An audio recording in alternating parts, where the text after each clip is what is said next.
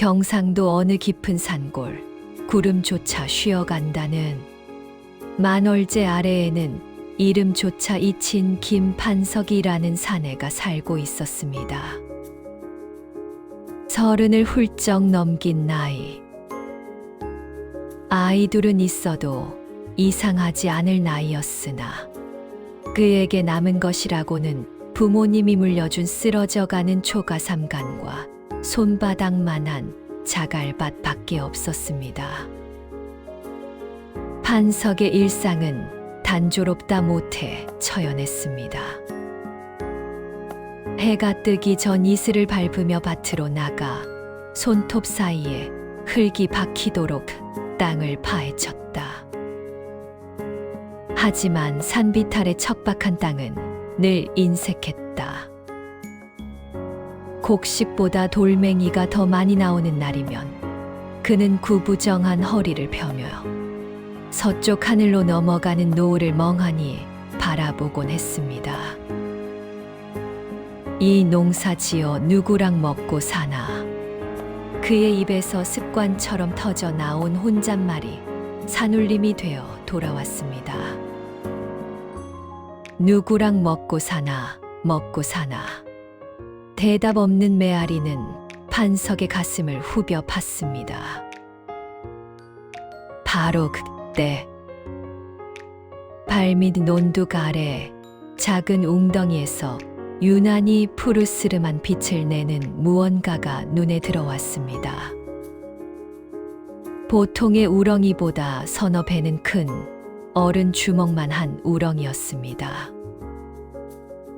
껍질은 마치 잘 닦인 청자처럼 매끄러웠고 그 위로는 기이하게도 은하수 같은 금빛 무늬가 소용돌이치고 있었습니다.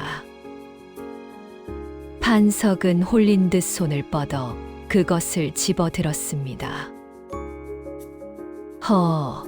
요놈 참 잘생겼구나. 차마 삶아 먹지도 못하겠다.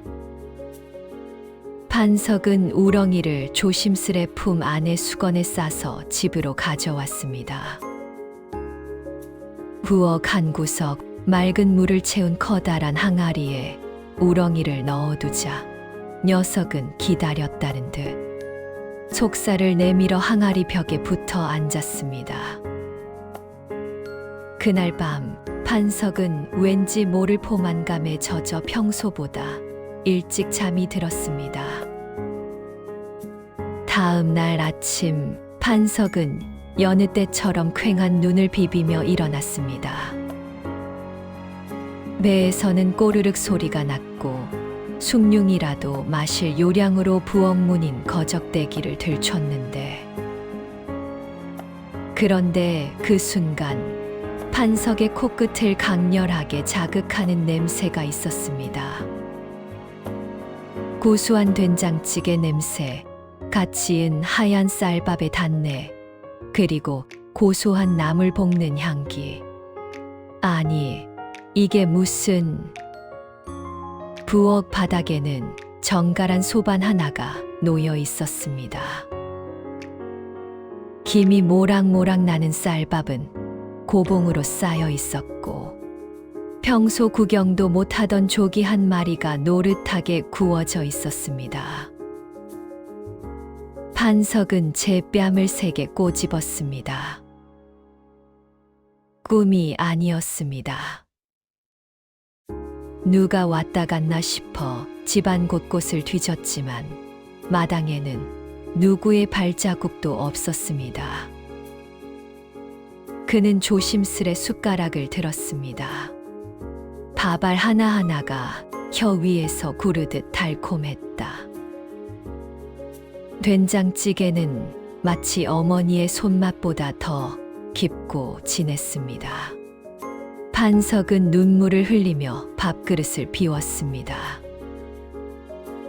이 기이한 일은 다음 날도 그 다음 날도 계속되었습니다. 판석이 밭에 나가기만 하면 누군가 집안을 말끔히 청소해두고 산의 진미를 차려놓았습니다. 장작은 패여 쌓여 있고 구멍난 버섯은 촘촘히 기워져 있었습니다. 판석의 머릿속에는 오직 한 가지 생각뿐이었습니다. 대체 누구일까? 우렁이 귀신일까? 아니면 산신령의 자비일까? 결국 판석은 궁금증을 참지 못하고 꾀를 내었습니다. 밭으로 가는 척하며 마을 어귀까지 갔다가 살금살금 뒷담을 넘어 안방벽에 붙어 앉았습니다. 그리고 문틈에 침을 발라 작은 구멍을 냈다. 정오가 가까워지자 부엌 항아리 쪽에서 기이한 소리가 들리기 시작했습니다. 사르르 사르르 비단 자락이 끌리는 듯한 소리였습니다. 이어 항아리 속에서 은은한 푸른 안개가 피어오르더니 그 속에서 믿을 수 없는 광경이 펼쳐졌습니다. 우렁이 껍질 속에서 가느다란 손가락이 나오더니 이어 눈부시게 하얀 어깨와 밤하늘처럼 검고 긴 머리카락이 흘러나왔습니다. 안개가 걷히자 그곳엔 선녀보다 더 고운 여인이 서 있었습니다. 그녀의 눈동자는 맑은 호수 같았고 몸에서는 깊은 숲의 향기가 났습니다. 여인은 능숙한 솜씨로 아궁이에 불을 지피고 쌀을 안쳤습니다. 판석은 숨을 쉴 수가 없었습니다. 두려움보다는 경이로움이, 경이로움보다는 형언할 수 없는 애틋함이 가슴을 꽉 채웠습니다. 그는 자신도 모르게 방문을 벌컥 열고 마당으로 뛰어나갔습니다. 이보시오. 당신은 누구시오? 귀신이요? 사람이요? 여인은 소스라치게 놀라 항아리로 돌아가려 했으나 판석이 더 빨랐습니다. 그는 여인의 고운 손목을 꽉 잡았습니다. 여인의 눈에 눈물이 맺혔습니다. 가지 마시오. 제발. 당신이 누구든 상관없소. 혼자 죽어가는 이 가련한 목숨을 살려주니가 당신이라면 내 평생을 바쳐 지켜주겠소. 여인은 고개를 떨구며 작은 목소리로 답했습니다. 저는 용왕의 딸로서 전생의 죄를 짓고 이 껍질 속에 갇힌 몸입니다. 아직 때가 되지 않았으니 저를 놓아주셔요. 지금 인연을 맺으면 서방님께 큰 화가 닥칠 것입니다. 하지만 외로움에 사무쳤던 판석에게 그 경고는 들리지 않았습니다. 그는 여인을 품에 안았고 여인은 긴 한숨 끝에 그의 품에 머물기로 했습니다. 그것이 비극의 시작인 줄도 모른 채 두 사람의 꿈 같은 신혼생활이 시작되었습니다. 판석의 집 담벼락 너머로 고소한 기름 냄새와 여인의 맑은 웃음소리가 새어 나가기 시작하자 마을 사람들의 눈초리가 달라졌습니다. 그 가난뱅이 판석이가 어디서 선녀 같은 색시를 얻었다지 라는 소문은 발 없는 말이 되어 고개를 넘고 강을 건너 사또의 귀에까지 들어갔습니다. 당시 고을 사또인 최노익은 탐욕스럽기로 악명이 높았습니다. 그는 아름다운 것이라면 무엇이든 제 소나귀에 넣어야 직성이 풀리는 자였습니다. 사또는 판석의 아내가 절세미인이라는 말을 듣고는 참을 수 없는 갈증을 느꼈습니다. 천한 농사꾼 놈이 어찌 그런 보물을 차지한단 말이냐. 내 직접 확인해야겠다. 사또는 화려한 가마를 앞세우고 판석의 집으로 들이닥쳤습니다. 마당에서 나무를 다듬던 우렁각 씨는 갑작스러운 관군의 침입에 낯이 창백해졌습니다. 가마의 휘장을 걷고 나온 사또는 그녀의 얼굴을 본 순간 넋을 잃고 말았습니다. 그녀의 피부는 백옥 같았고 눈망울은 이슬을 머금은 듯 영롱했기 때문입니다. 내 이놈 판서가 내가 감히 나라의 세금을 가로채 이토록 고운 여인을 첩으로 삼았단 말이냐? 사또는 억지 죄명을 씌우려 했습니다. 판석은 마당바닥에 엎드려 머리를 조아렸습니다. 사또 날이 당치도 않사옵니다. 이 사람은 제 정당한 아내이옵니다. 사또는 비열한 미소를 지으며 제안했습니다. 내 아내가 정녕 내 것이라면 나와 내 길을 하자. 내가 이기면 내 아내를 인정해주고 황금 10냥을 주마. 하지만 내가 지면 저 여인은 관가로 압송될 것이다. 사또가 내건 내기는 인간의 힘으로는 도저히 불가능한 것들이었습니다. 내일 아침까지 저 뒷산의 울창한 숲을 모두 베어내고 그 자리에 기름진 논을 만들어 벼를 심어라. 해가 뜨기 전까지 벼가 누렇게 익어 수확할 수 있게 만든다면 내가 이기는 것으로 해주마. 판석은 절망했습니다. 산을 깎아 논을 만드는 것만 해도 수년이 걸릴 일인데 하룻밤 사이에 농사까지 지으라니요. 사또가 비웃으며 떠난 뒤 판석은 대들보에 목을 메고 싶은 심정이었습니다. 그때 우렁각 씨가 조용히 다가와 그의 손을 잡았습니다. 그녀의 손은 차가웠지만 결연했습니다. 서방님, 울지 마셔요. 제가 말씀드리지 않았습니까? 아직 인연을 맺을 때가 아니라고. 하지만 이미 맺어진 인연, 제가 용궁의 힘을 빌려보겠습니다. 그녀는 품속에서 작고 푸른 호리병 하나를 꺼냈습니다. 밤이 깊어지자 그녀는 뒷산으로 올라가 호리병의 마개를 열었습니다. 그러자 병 속에서 수천 마리의 푸른 빛을 내는 군사들이 쏟아져 나왔습니다. 그들은 인간이 아닌 물의 정령들이었습니다. 하룻밤 내내 산 울림이 천지를 진동했습니다. 나무가 넘어지고 바위가 가루가 되며 하늘에서 내린 신비한 비가 대지를 적셨습니다.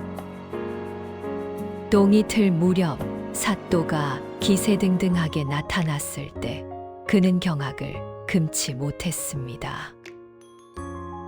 어제까지만 해도 험준한 숲이었던 곳이 누런 벼이삭이 물결치는 거대한 황금 들판으로 변해 있었기 때문입니다. 사또는 분노로 얼굴이 불그락푸르락해졌습니다. 그는 약속을 지키기는커녕 더 잔인한 꾀를 내었습니다. 이것은 요술이다. 요망한 것이 관아를 홀리려 하는구나. 여봐라, 저 여인을 즉시 끌고 가거라. 군사들이 달려들어 우렁각 씨를 포박하려 했습니다. 판석은 울부짖으며 군사들의 다리를 붙잡았지만 매정한 발길질에 멀리 나가 떨어지고 말았습니다. 우렁각 씨는 끌려가면서도 판석을 바라보며 나지막이 속삭였습니다. 서방님, 항아리 밑바닥을 보셔요. 제가 남긴 마지막 선물이 있을 것입니다. 부디 몸 조심하셔요. 우렁각 씨는 관가로 끌려갔습니다. 사또는 그녀를 수양딸로 삼겠다며 비단옷을 입히고 산의 진미를 대접했지만 그녀는 단 한 입의 음식도 먹지 않았고 단 한마디의 말도 하지 않았습니다. 그녀의 눈동자는 점점 흐릿해졌고 몸은 조금씩 말라갔습니다. 한편 만신창이가 된 판석은 정신을 차리고 부엌 항아리를 살폈습니다. 그곳엔 아내가 남긴 작은 우렁이 껍질 하나가 놓여 있었습니다. 그는 그 껍질을 귀에 대보았습니다. 그러자 아내의 목소리가 파도 소리처럼 들려왔습니다. 서방님, 사또가 연회를 베푸는 날, 이 껍질을 입에 물고 관아 뒷담을 넘으셔요. 당신은 물의 기운을 입어 누구의 눈에도 띄지 않을 것입니다. 그리고 사또가 술잔을 높이 들 때 제 이름을 3번 부르셔요. 며칠 뒤 사또는 우렁각 씨의 마음을 돌리기 위해 큰 연회를 열었습니다. 판석은 아내의 말대로 우렁이 껍질을 입에 물었습니다. 그러자 신기하게도 그의 몸이 공기처럼 투명해졌습니다. 그는 삼엄한 경비를 뚫고 사또의 머리맡까지 다가갔습니다. 사또가 술에 취해 우렁각 씨의 손을 잡으려던 찰나 판석은 힘차게 아내의 이름을 불렀습니다. 각시야, 각시야, 각시야. 그 순간 맑았던 하늘에서 마른 번개가 치더니 관아 마당 한복판에서 거대한 물기둥이 솟구쳤습니다. 물기둥은 거대한 용의 형상을 하며 탐욕스러운 사또와 그 일당들을 한 입에 삼켜버렸습니다. 오직 판석과 우렁각 씨가 있는 곳만이 섬처럼 평온했습니다. 관아를 휩쓴 물길은 고을의 모든 추악한 것들을 씻어내고 강으로 흘러갔습니다. 물이 빠진 자리에는 사또의 시신 대신 썩은 나무 토막들만이 뒹굴고 있었습니다. 사람들은 그날의 사건을 신비한 홍수라 불렀습니다. 사또는 행방불명되었고 판석과 우렁각 씨 역시 마을에서 자취를 감췄습니다. 그들이 어디로 갔는지는 아무도 모릅니다.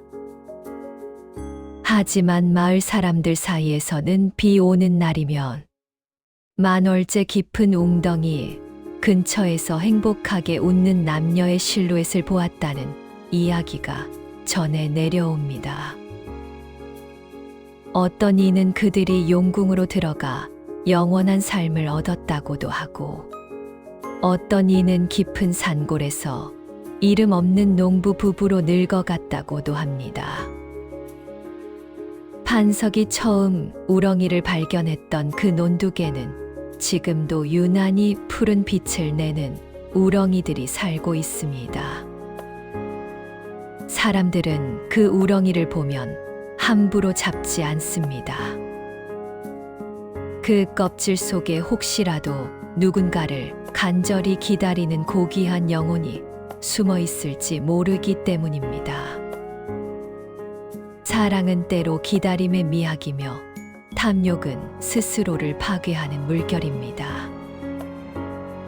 판석과 우렁각 씨의 이야기는 단순한 동화가 아니라 진정한 소유란 억지로 뺏는 것이 아니라 서로의 영혼을 지켜주는 것임을 오늘날 우리에게도 속삭이고 있습니다.